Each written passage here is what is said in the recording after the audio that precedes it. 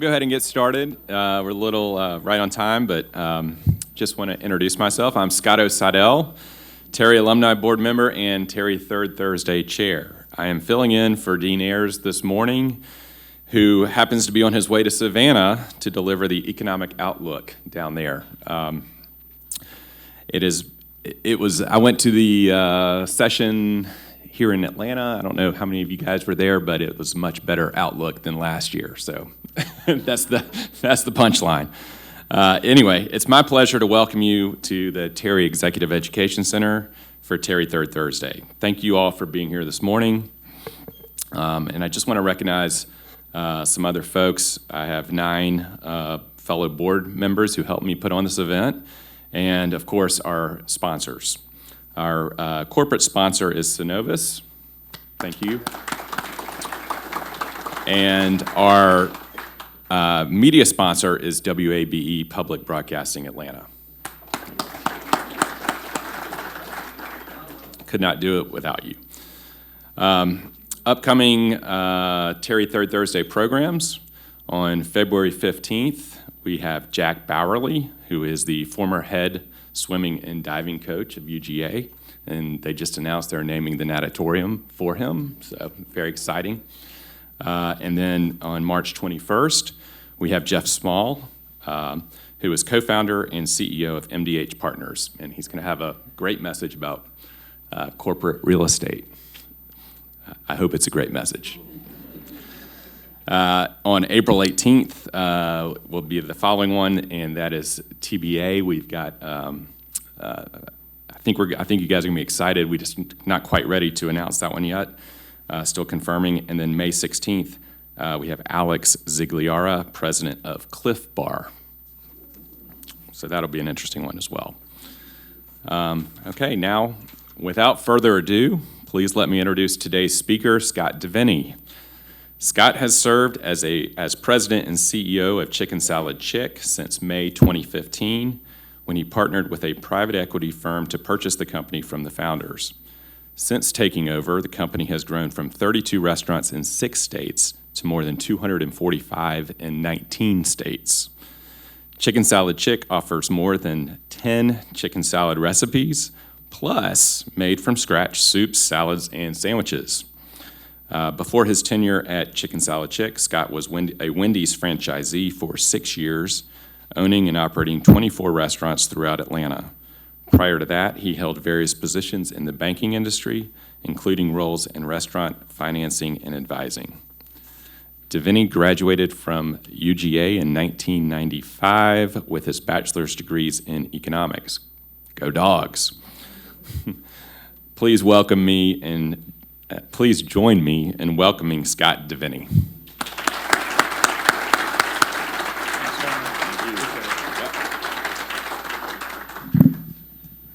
All right. Good morning, everyone. Thank you for having me. I appreciate you letting me come tell the Chicken Salad Chick story. I know you all came waiting for recipes. I'm not going to give you those. So if you thought I was the founder, I was not. I don't take credit for starting it. It's not my recipe. But I do take a lot of credit in putting a team together that can help grow the brand. So I'm going to start with a quick video because you haven't had enough coffee, so we're going to wake you up. You my little boo thing, so I'll give a hoot what you do. Say, girl, I know you a little too tame. I'll be shooting that shot like 2K, girl, I know. Tell him I'm next. Tell him you find a little something too fresh, I know. Tell him I'm next. Tell him you find a little something too fresh, I know. Put a little gold in the teeth and the fit good, so I took the doors out the deep. Okay, I see a brother holding your seat, no beef, but I'm trying to get to know you at least. Don't take my talking to your own. I can keep it chill like the Soviet blunt. I'ma keep it real when your man long gone. If you're looking for a friend, then you got the wrong song. Baby girl, what's good? What's with ya? If you book tonight, that's fiction. I'm outside, no pictures. You want me? Go figure. To the back, to the front. You a 10, baby girl, but I'm the one. Hey, to the back. To the front, you a 10, baby girl, but I'm the one. You my little boo thing. All right, more awake now. So, how many of you in the room, just, not putting you on the spot, raise your hand. You graduated college and you knew exactly what you were going to do, you were going to follow your dream, and you're doing it exactly what you wanted to do right now? Raise your hand if you're doing that. Me either. So originally, I'm from Carrollton, Georgia. I went to UGA. I still don't know how I got in, nor how I graduated, but I did get through. I did get a degree, and then I wanted to wear a suit and tie and go to work every day. I wanted to be a professional. I started out pumping gas at 15, and then worked in grocery stores bagging groceries, and then started off going to college thinking I was going to be a pharmacy major, and then decided I didn't want to do that. Physics and things like that turned me off. Not very good with that. So I wanted to wear a suit and tie. I wanted to be a professional. So I started my career in banking, and I would have thought I was going to do that forever until 2008. I decided to buy some Wendy's with a friend. We bought 19 Wendy's in Metro Atlanta from another franchisee. That October 8, 2008, it was not a great time in the economy. You know, the outlook, I think, that the Dean's going on now is a lot better than it was in October of 08 when the market was crashing and we were in this free fall.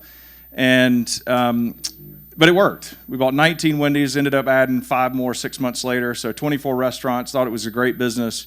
And then 6 years later, I decided to sell. We had, Wendy's had 4 CEOs in 6 years and 4 new building designs. So all of that requires capital and a change in strategy and all that kind of stuff. And so we were sort of faced with a crossroads what to do and said, let's sell. And that's where this story intersects with Chicken Salad Chick. So this company, which is awesome, started in 2008, and actually last Saturday was the 16th year anniversary, 16th year of this company starting.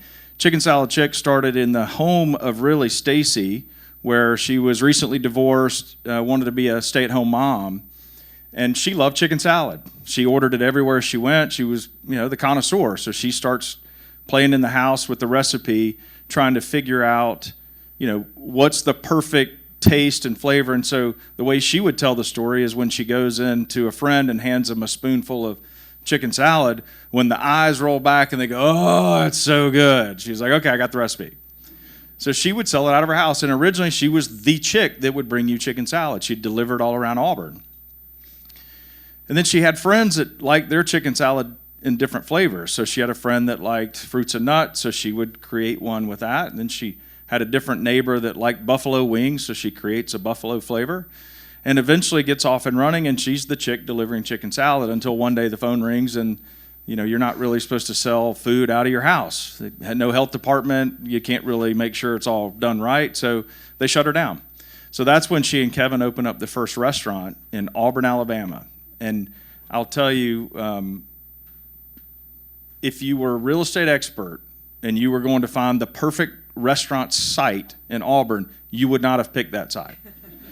It was like off in the corner, and it was only drive-through and takeout, no inside seating.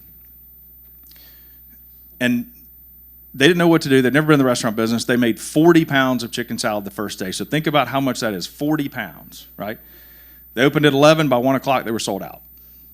The next day, they doubled it. They made 80 pounds of chicken salad. That's a lot of chicken salad. And by 1 o'clock, they were sold out. And it was off and running. And part of it was service, part of it was great flavors, part of it was variety. Everybody can find their flavor.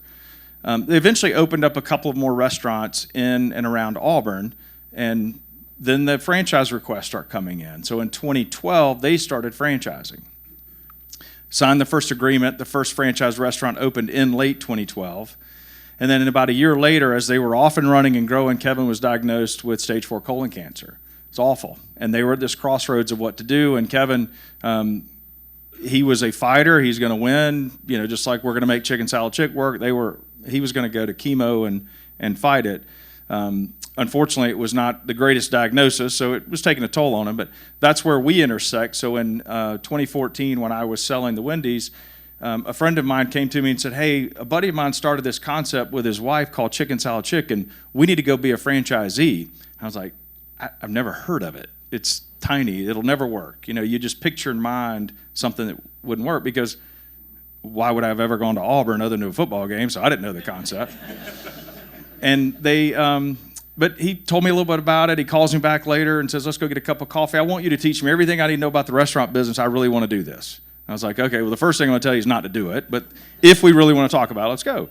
So he says that Kevin was getting ready to open a restaurant in downtown Birmingham because he was going there for his cancer treatments, and he found a spot. And I said, well, I don't mean to be insensitive, but if he has cancer, then maybe he'd be willing to sell the whole company. And by then, I'd done some research. And when you walk into a Chicken Salad Chick, you know, one, it's very female-centric. Who makes most of the purchasing decisions on where you eat? Females. It's fresh made. There's no fryer and grill. And after being in the Wendy's business for 6 years, the idea of no fryers was really, really nice. If you've ever cleaned a fryer, you probably know you don't ever want to do it again. So it had all these great attributes, and I loved it. I could just see this being a great brand. So I went to some friends of mine here in Atlanta who were private equity guys and said, hey, this is way too small, but let's go help me figure out how to buy this company. And so they ended up doing it. We bought it in May 1st, 2015, and there were 32 stores at that point. They were in 6 states. And you can see here now, $350 million last year in system-wide sales. We're a little dated on the bio because now we have 256 restaurants. We opened one yesterday in San Antonio. We have average unit volume of around $1.5 million. This is a pretty good snapshot. 18 states, about 85 different franchisees, which represent about 71% of the stores, and then the rest of them are company run. So what makes it unique? We have fresh made chicken salad every day but Sunday. And you can get that as a scoop or a sandwich, which is great for those that like scoops, those that don't want to eat bread. One of the brilliant things that they did when they started this, they were sitting around one night talking about it, and Kevin says, oh, we should give it chick names. Stacy's like, oh my God, it's brilliant, let's do it. So they went with chick names. And so all of these flavors are named after real people that are in Kevin and Stacy's life, and they all kind of fit the personality. So if you ever met Scotty, she's very sassy. And Nancy is, pretty fancy. So all of them kind of fit the personality. Carol is Stacy's aunt, and Olivia from Olivia's Old South is Kevin's daughter. So, it's a great natural story that, again, if we were all restaurant people trying to create a brand, we would never come up with this stuff. But it works, and people come in all the time and they order food with their name. That's what they associate with. Although most guys don't. They go, I want the one with the fruits and the nuts, and they don't want to say Fancy Nancy. So we say it's Fancy Nancy, and that's okay. We let them get over that. But if you think about chicken salad, part of what also makes it unique is that chicken salad is a wonderful medium, like a pizza or burger. You just add different toppings, and it creates such a different taste profile. And that's a little bit of the uniqueness, which is why we do limited time only, about once a quarter, because we can get pretty crazy with flavors. One time we did jerk chicken and pineapple. It was on the spectrum. It was really hot, but it was good. So, you can get really creative with different LTOs. And then, again, we like to highlight that the picture of all of the people that are namesakes that are in that picture that when you walk in, and it's in every restaurant. So it is a pretty neat story. Again, we have fresh sides. I will tell you, I've had more people come up to me and go, that grape salad have crack in it? Because they wake up in the middle of the night going, I need some more of that grape salad. It's really good. Broccoli salad, the same. It brings people in, and they really like it. The one of the hidden beauties of the brand is the Quick Chick. So if you've never been into our restaurant, we do sell it all in bulk. So there's a pound and a half pound. We call those Quick Chicks. Pretty fun. And that represents about 20 to 25% of the business, people just coming and grabbing and going. But we also have some ideas that we can do greater things with our brand. And one thing that we rolled in the fall is called the Chick Melt. So we have a croissant, we have chicken salad, and we have cheese. So we said, well, let's bring in a nice toaster. Let's toast that croissant that has a little bit of butter in it. And when you put that chicken salad and a piece of cheese on a croissant, run it through this toaster, and it really toasts up nicely and melts the cheese a little bit, it changes the game. We were able to do that with our existing product, just bringing in a toaster. And now that represents about 7 to 8% of sales just by bringing in a toaster. And then recently, hopefully some of you saw in the news, we bought this wonderful concept called Piece of Cake. So why did we buy Piece of Cake?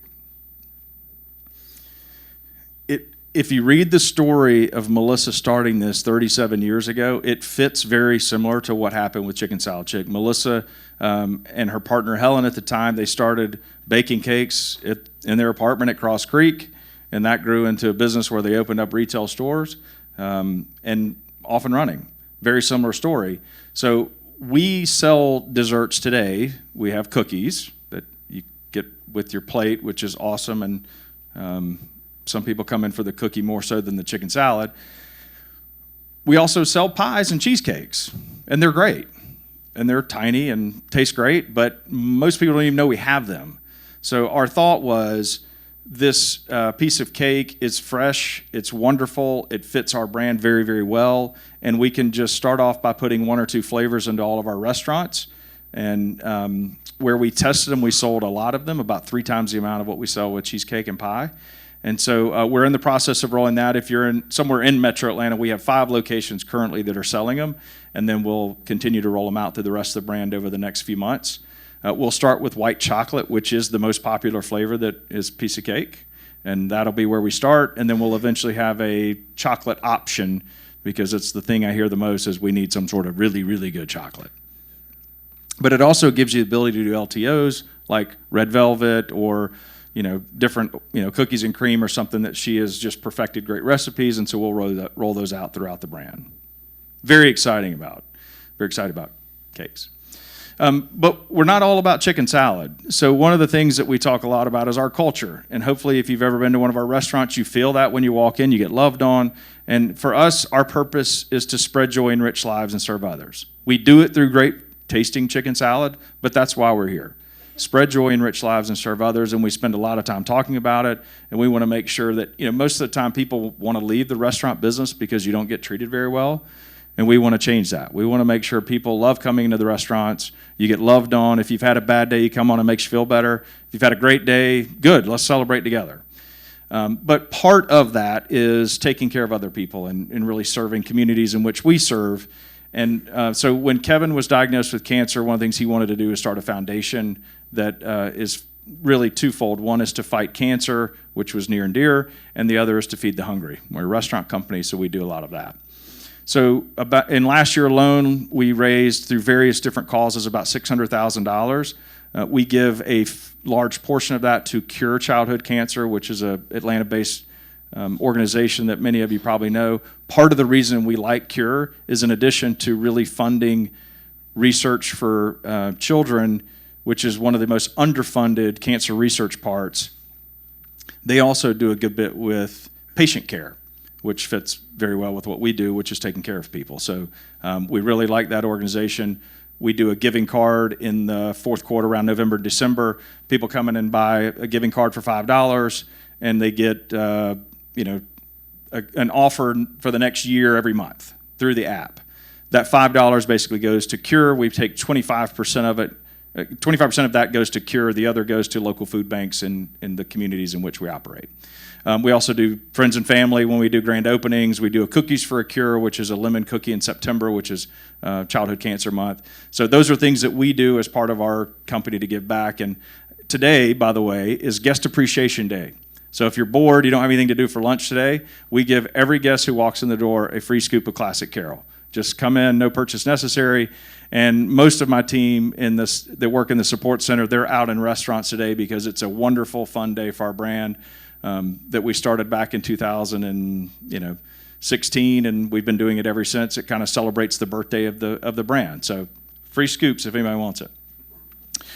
But what makes us a little bit unique, number one, closed on Sunday, which our teams love. I've had guests tell me they're very thankful that we're closed on Sunday. We've had general managers cry because it's the first time they've ever been able to spend at home with Mother's Day that they've ever not worked. So, these are things that are near and dear to us. We do have limited hours. I mentioned earlier that, we have a pretty attractive business and we're only open 60 hours. It's like banker's hours for restaurants. And we're only in the building 72 hours for prep. So we're not there all the time, which is great, really, really lunch and dinner. We do have multiple ways to order. So however people want to get chicken salad chick, we want to be able to give it to you. And then I mentioned the grab and go. So it's perfect for off premise. That definitely is something that separates us. If you go get a burger and fries and you go 5 minutes to your office, those fries aren't going to taste very good. Of course, you're grabbing them in the bag, but when you get to the office, they're still not very good. But when you get chicken salad chick, 5 minutes later, when you get to your office, it still tastes great. So there's no degradation of that product. But again, no fryers, no grills. It's a pretty clean environment. It's pretty simple to operate. I could teach you all how to do it pretty quickly. You all want to be a franchisee. We're taking requests, so come on. And you don't have to memorize anything. We could keep it all in a pretty easy spot. But our guests tell us that we've done a pretty good job. So we're very proud of the fact that we use a company called SMG, and they say basically that we're number one in the likely to recommend category. So you all know this. You go in, you find a new restaurant, you want to tell your friends about it, right? You want to be the one that introduces your friend to a new restaurant. So we're number one in likely to recommend. Certainly blowing away most of the brands in the fast casual space, which we're really excited about. And then the loyalty app, which we were early adopters in loyalty, don't stand in the way of one of our guests and their points. We know that. So 1.7 million loyalty app users, and they use those points. Let's put it that way. If you don't get them, we hear about it. And then, again, not that dramatic. We just sell through every channel, and that's a pretty boring slide. Where are we today? We're in 18 states currently. We have this map shows how many we in each state that we operate. Pretty fun when you think about we were in 6 states just 8-9 years ago, and now we're in this many states and growing. In Colorado last year. The next set of states are the ones that are highlighted, which would be New Mexico will open up in the next few months. We're Kansas, Nebraska, Iowa, West Virginia, Maryland, so we'll continue to open up those stores this year in the next 18 months. And then the green are states that we're targeting for franchise expansion. So we're currently selling franchises in those markets. Our team's actively doing that, and we've got a ton of requests for those markets. We also get a ton of requests for New York and California. I'm not in a hurry to go to either one of those places, but we do get a lot of requests for them, and we'll eventually end up there. And I get asked all the time, when are you coming to California? Our private equity group who owns us now is based in California, so they get asked a lot. And my theory on this is pretty simple. The couple things I've learned by doing restaurants for a long time is you need to keep about 20% of the stores for yourself and 80% franchise. It just helps you be invested in what happens. And the second thing is don't jump a bunch of states to open restaurants. Grow concentric circles. It helps marketing. It helps supply chain. It helps everything if you can just do that, and grassroots is a lot better. So, stick to that. So we're just going to continue to open up state by state by state, and we'll eventually get to California where minimum wage is like $70,000 a year. And all of that has meant some pretty good growth for our brand. So if you follow anything in the retail space, everybody looks at same-store sales or comp store sales. And I can tell you right now, I am extremely proud of the fact that this is, other than COVID, the 4 quarters of COVID, our brand was up.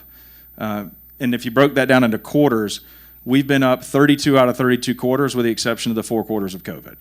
So it's unbelievable what our brand has been able to do. And I think it all goes back to spread joy, enrich lives, and serve others. And it's just something that you don't hear very often.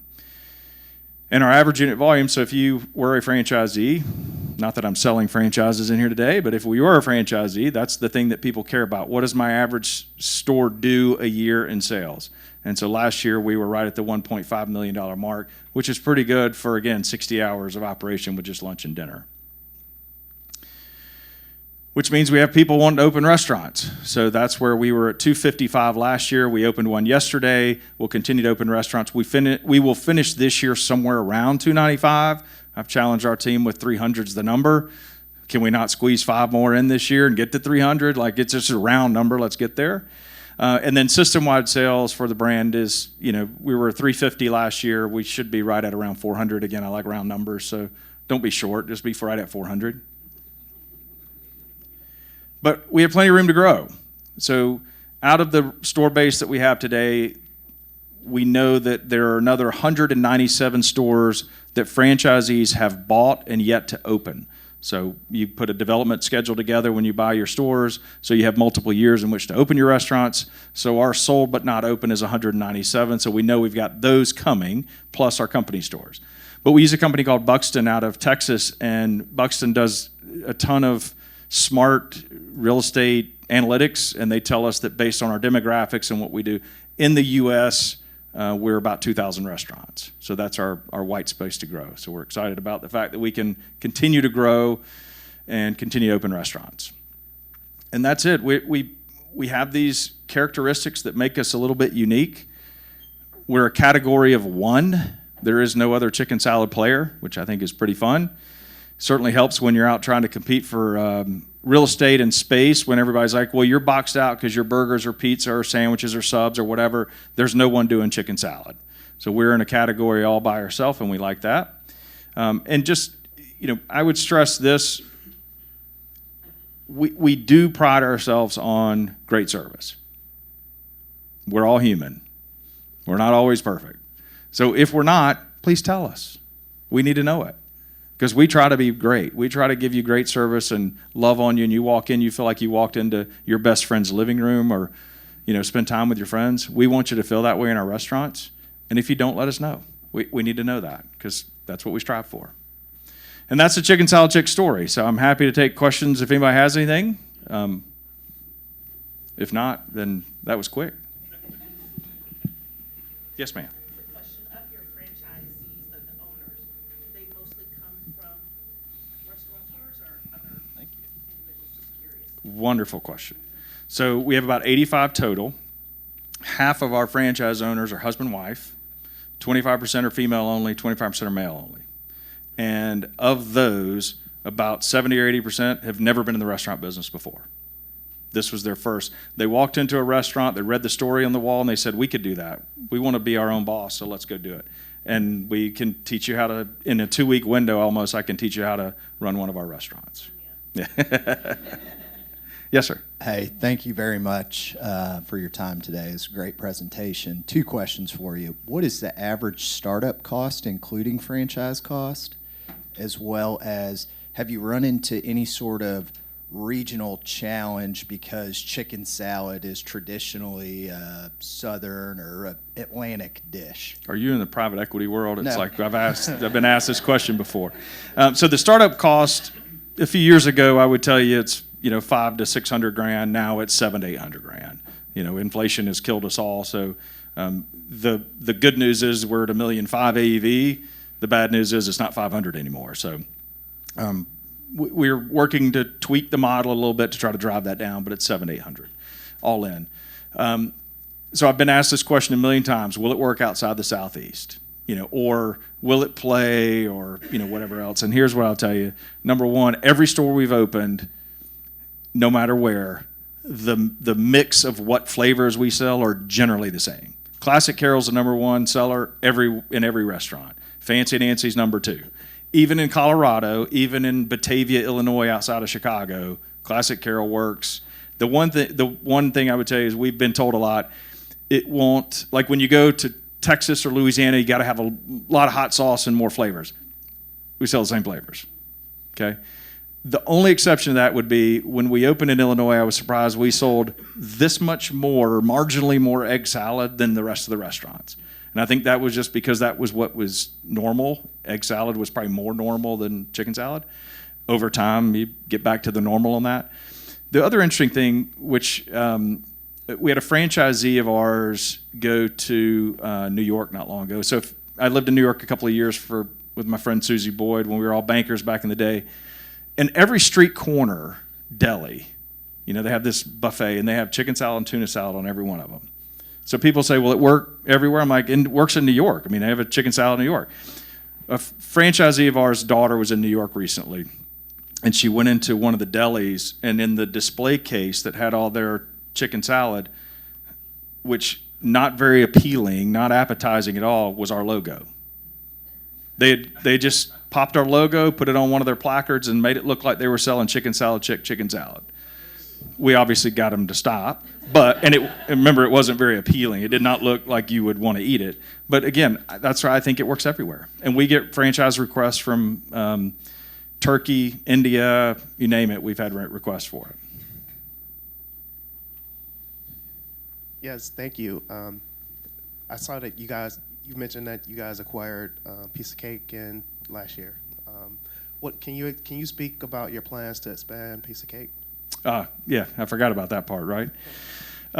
So there are 9 retail locations for Piece of Cake plus a spot at the airport, and our plan today is keep those as is. We're not necessarily planning on expanding it today. In fact, when we put the cakes in our restaurants, they won't be branded piece of cake. They'll just be chicken salad chick. So if you come in to one of our restaurants in Texas, you won't know it's a piece of cake. But in Atlanta, we'll keep those 9 locations plus the airport. Over time, you could move a few, switch a few, add a few, and so we'll just kind of play that by ear. As long, our plan is keep them operating just as is. Also, those retail locations have the full menu of what Piece of Cake offers. So it's all the different cakes, plus cupcakes, cookies, and some pound cakes. We'll keep those. So it's also great testing for us, what works, what things are fun. I don't know if anybody had one over Christmas, the jingle cake, which is a layer of red, layer of white, layer of red with sprinkles on top. Like, you can do different holiday things, and that gives us ideas later for the chicken salad chick side to be able to put stuff in our stores.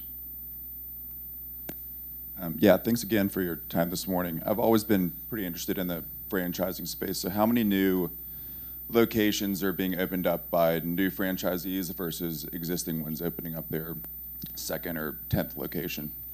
So a couple things. Our average franchise owner owns about 3 restaurants each. Our largest has 18, and we'll open a couple more this year.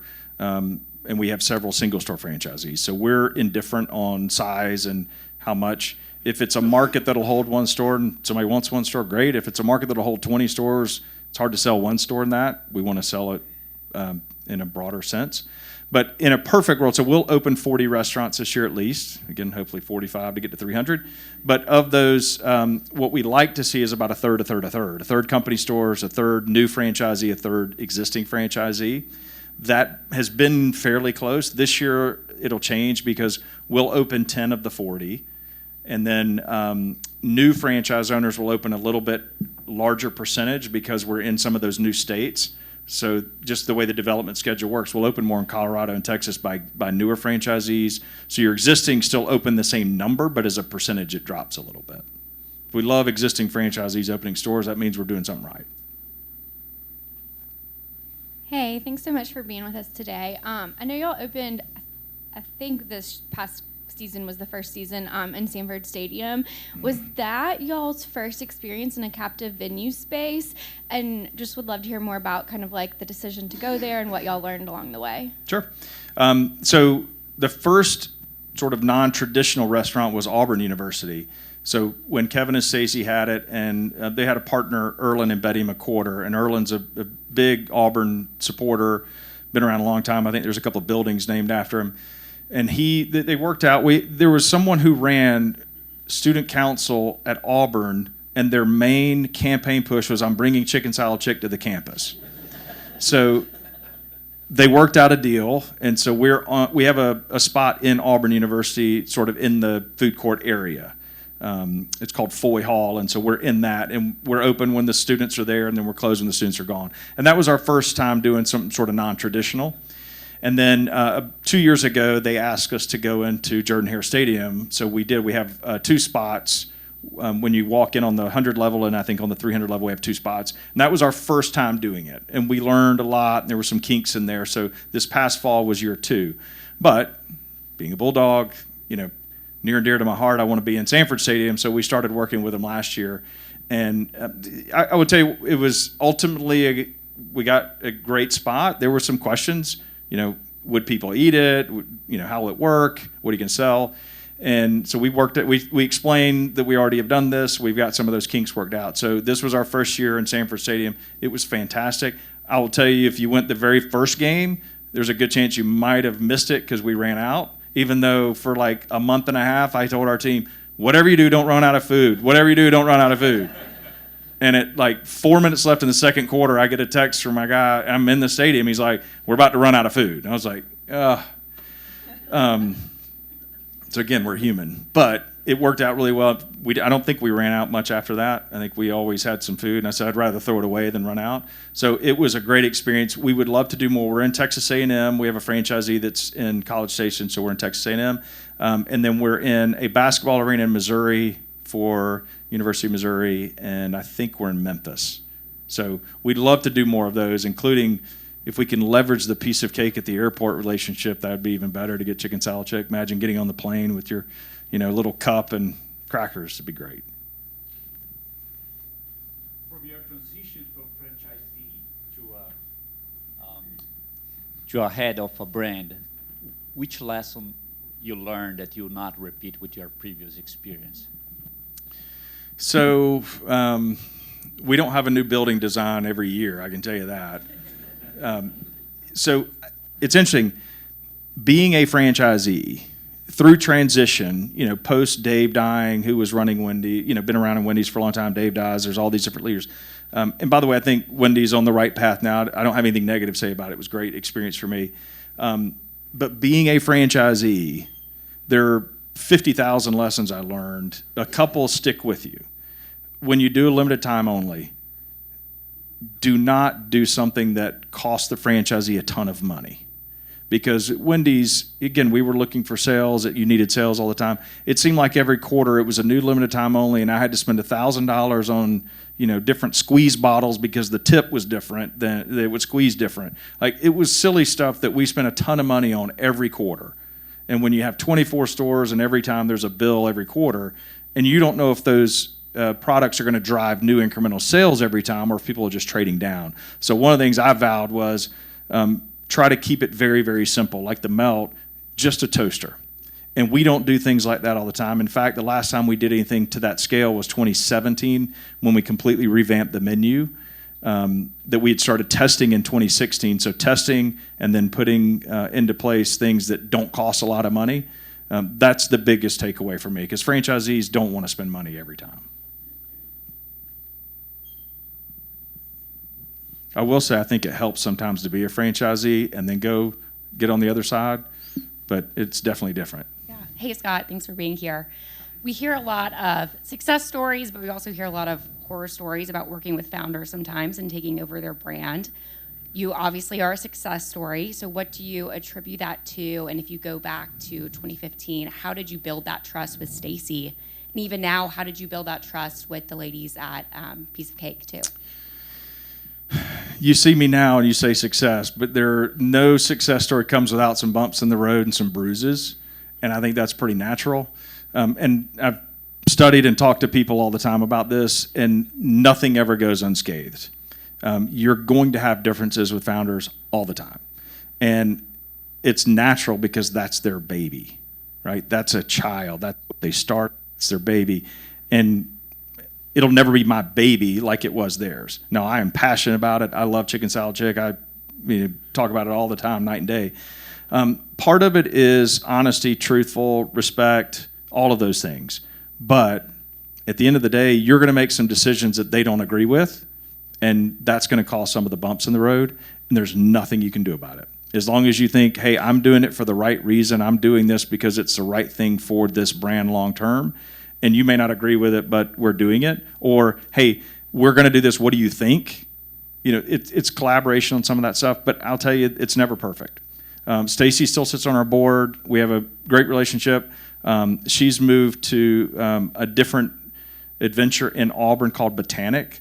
She and her husband now have started a venture, and the best way I can explain it is if you think about Chip and Joanna Gaines in Waco come to Auburn, and they have a nursery with a greenhouse and restaurants and white tablecloth and beer garden and coffee shop and all that kind of stuff. So she's following her next passion, which is great, but she still sits on our board. She brings great advice when we have meetings. We'll still reach out occasionally when there's things going on, and she's a great ambassador and spokesperson. But it just, things like that have to run their course. Part of the learnings with that helped with Melissa and Helen at Piece of Cake. And so you just learn how to deal with it over time. And I'm sure we're 3 months into this, even though we started working on it 2 years ago. And I'm sure we'll do some stuff that Melissa might not like at some point, but she respects what we're trying to do with the brand and help it grow. And that's ultimately, I think, what founders want is they want to sit back and say, I started it here and look at it where it is today. And as long as you don't mess that up, then I think they ultimately get to respect with each other.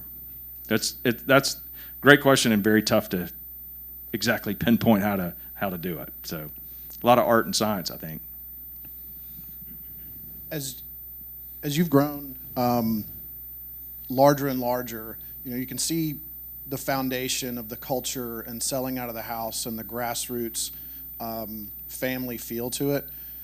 how do you cascade that feeling and that culture as you grow the brand, as you bring in franchisees, as you go to places like California? Could you talk a little bit about the leadership and how you grow that, keep the culture alive? My number one job is people and keeping the culture alive. And that's what I spend a ton of time on. When we're doing through the vetting process for new franchise owners, they have to spread joy, enrich lives, and serve others. They have to have that heart. Again, generally speaking, most of them have been successful in something, whether it's medical device sales, nursing, whatever career they've had, generally been shown a propensity to be successful, but also a warm heart that wants to help people. Because each restaurant's going to employ somewhere between 20 and 50 people. So you want to make sure that you know how to take care of those people, because if you don't, they're not going to work for you. So that spread joy, enrich lives, serve others culture that we have is what we look for in every franchisee. It's what we look for in every manager. It's what we look for in every employee that we hire, that they have to have that mentality.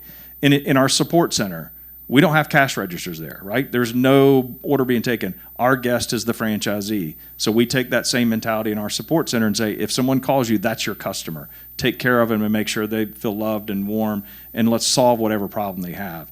And I think that's our biggest challenge, is if you go into Colorado and you go to New Mexico, they don't know who Chicken Salad Chick is. So that franchisee is so important to what we do, and they have to be a great brand representative, and we tell them they need to be the mayor of the market.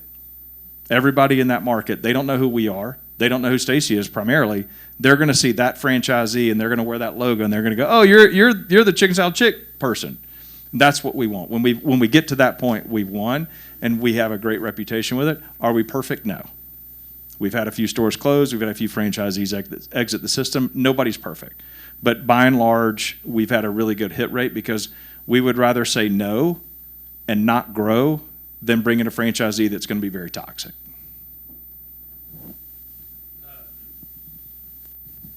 With inflation, what has been the most surprising hit that you think, oh, that expanded way too much that we thought? And then has consumer behavior changed a little bit? Yes, consumer behavior has changed quite a bit. I mean, we're all in that same boat, right? We look at cash or credit card statement or whatever and say, I used to spend X, now I spend Y, and I'm going to stop going there quite as often. And so clearly trade down from more expensive to less expensive, or even brown bag lunch or whatever. So yes, consumer habits have changed. I think they'll continue to change. I think it also takes some time for interest rates to hit the cycle, and then you start paying more, and then you start figuring out where you're going and you're eating savings. So I think that is alive for sure. The inflation for us, the worst we've had was 2 years ago when chicken was at all-time highs. So we use the jumbo tender chicken. It's the best part of the chicken. It's high quality, and that's what we use for chicken salad. That's my one recipe hint that I just gave y'all. But that price, which historically, let's say, is $1.70 a pound. I don't pick a number somewhere around there. It went to $3.50.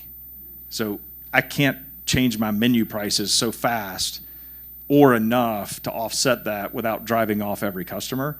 So we just had to eat margin for a while, and we knew we were going to sacrifice some profitability for sales, and we said that's fine. We want to be here for the long run, and we just had to eat that chicken. And again, this goes back to franchisees have never done this before. You freak out. It's emotional. We're going to go under, and we've been doing it a long time. You know that's a cycle, and it's going to run its course, and it ran its course, and now no one complains about chicken prices.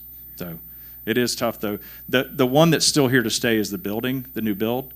Everybody I talk to, every brand trying to develop right now, it's more expensive, and there's no relief in sight. How are we doing on time?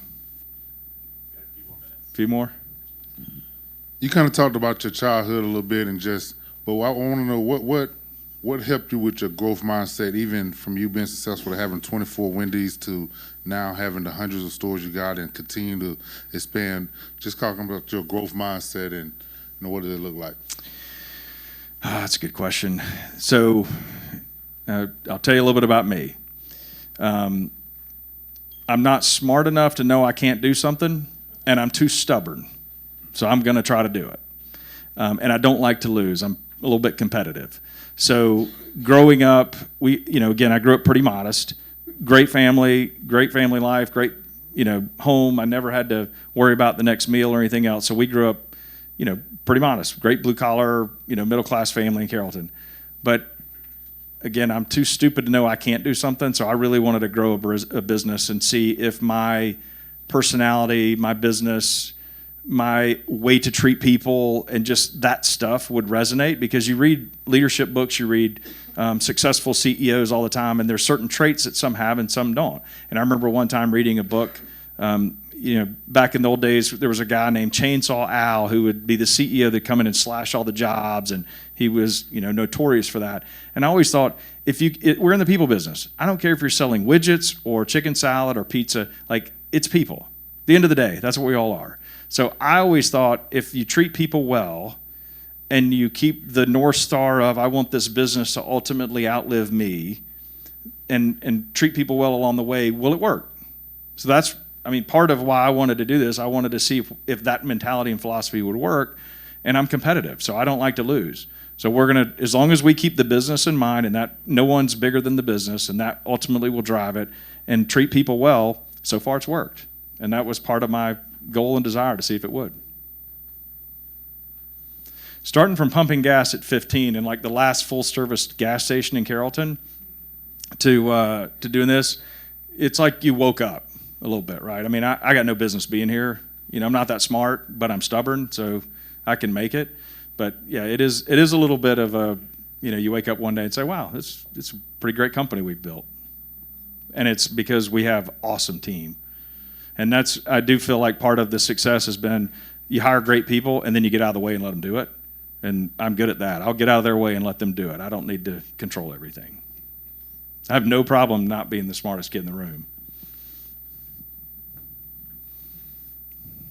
Hello, I'm Erica Lohman with the UGA Alumni Association here at the Atlanta Alumni Center. Thank you for being here today. We are having Chicken Salad Chick for our alumni board meeting tomorrow. Awesome. And I'm a foodie. So I love Chicken Salad Chick, and I wanted to know, what do you see as the new taste trends in not only chicken, but just in the food industry? If we were here like a year or two ago, everything was vegan, Impossible Burgers, everything made in a lab. I think that trend's kind of slipping away, and we're back to what's real food, thankfully, because, I got to ask a lot when we want to put Impossible Chicken or, tofu chicken or tofu salad or something, and I'm glad that trend's kind of gone. I do think that the one that you see over and over again is fresh made, from scratch, which does put some of the brands at a little bit of a disadvantage because of commissaries and things like that. But fresh made from scratch food always wins, and distinct flavor. Sriracha was big a few years ago, right? And so I think people want distinct flavor, and they don't want just blah.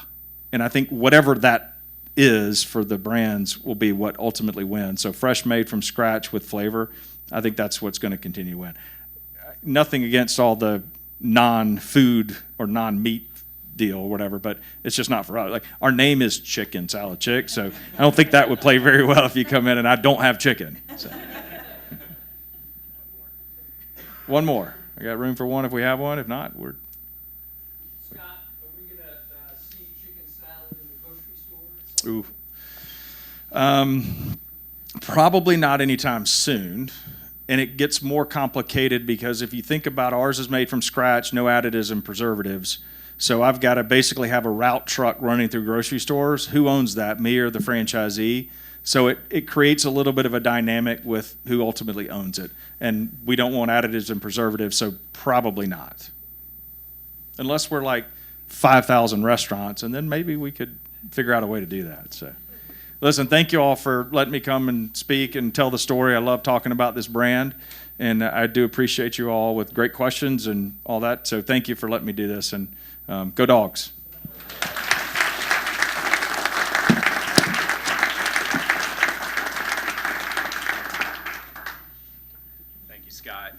And one word of advice, when I was a sophomore in Athens, I came in from the holidays and Melissa hired me to deliver cakes.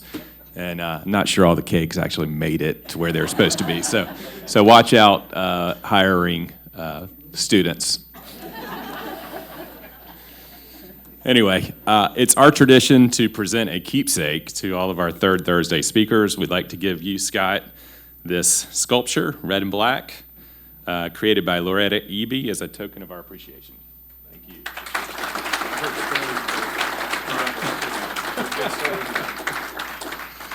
And as a reminder, please have your parking validated at the front desk on your way out, and hope to see you next month. Thanks, everybody.